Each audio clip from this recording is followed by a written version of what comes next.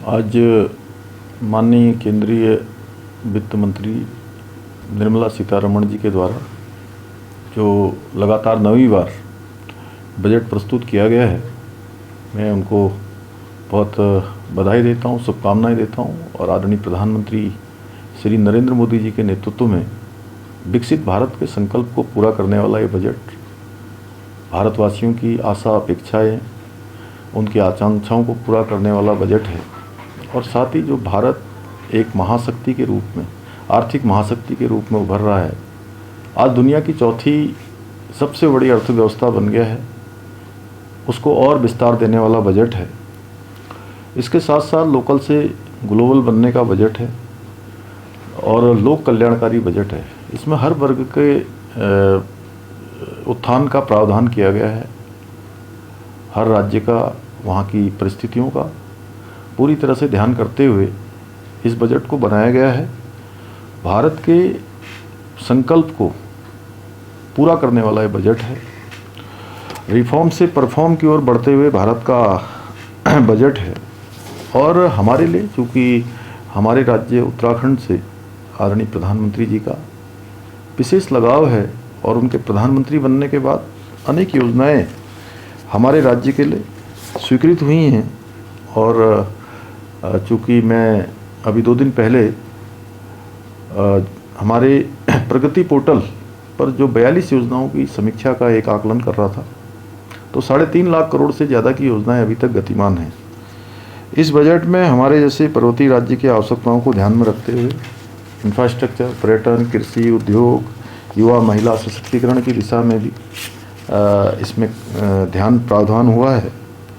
और प्रधानमंत्री जी के नेतृत्व में यह बजट आत्मनिर्भर उत्तराखंड के हमारे लक्ष्य को साकार करने वाला बजट है। इस बजट में गत वर्ष की तुलना में राज्यांश बढ़ा है। लगभग 1800 करोड़ से अधिक की धनराशि हमको इसमें मिलने वाली है। इसके अतिरिक्त जल जीवन मिशन, जो कि हमारे राज्य के लिए एक बहुत बड़ी योजना है और हमारे यहाँ की जो परेशानियाँ हैं, चुनौतियाँ हैं पेयजल की, उसको कहीं ना कहीं दूर करने वाली ये योजना, उस योजना में जिस प्रकार से एक बड़ी धनराशि 67,000 करोड़ रुपए का प्रावधान इस बार किया गया है, उससे हमारे राज्य की योजनाओं को और गति मिलने वाली है।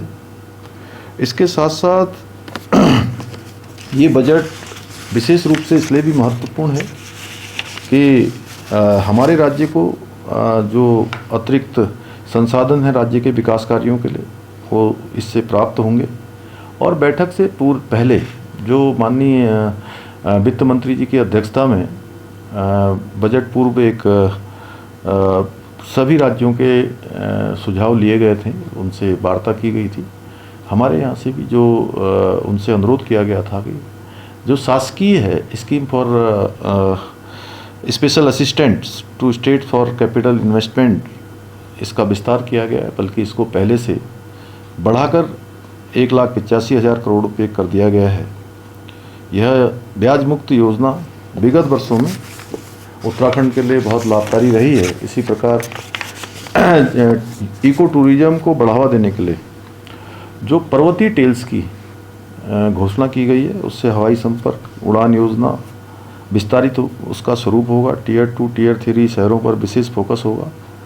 स्वास्थ्य क्षेत्र में बायोफार्मा स्ट्रेटजी और इंडिया सेमीकंडक्टर मिशन 2.0, उच्च शिक्षा में यूनिवर्सिटी टाउनशिप, हॉस्पिटलिटी सेक्टर के नेशनल इंस्टीट्यूट की स्थापना तथा national destination digital knowledge grid जैसे प्रावधान उत्तराखंड राज्य के लिए संभावनाओं के नए द्वार खोलेंगे। महिला सशक्तिकरण की दिशा में भी लखपति दीदी योजना, जो हमारे राज्य की महिलाओं के लिए, हमारी मातृशक्ति के लिए बहुत बड़ा उनकी समृद्धि और आगे बढ़ने का आधार बन चुकी हैं। उसमें भी जो हमारे स्वयं सहायता समूह हैं, उनको उद्यमिता से जोड़ने के लिए जो 10,000 करोड़ रुपए के समर्पित SME ग्रोथ फंड तथा महात्मा गांधी ग्राम स्वराज पहल जैसे निर्णय ग्रामीण और स्थानीय अर्थव्यवस्था को मजबूती प्रदान करेंगे। कुल मिलाकर ये केंद्रीय बजट 2026 विकसित भारत के संकल्प के साथ साथ आत्मनिर्भर उत्तराखंड के हमारे लक्ष्य को साकार करने में भी बहुत महत्वपूर्ण भूमिका निभाएगा। राज्य सरकार केंद्र सरकार के साथ मिलकर पूरे समन्वय के साथ इन योजनाओं के प्रभावी क्रियान्वयन को सुनिश्चित करेगी।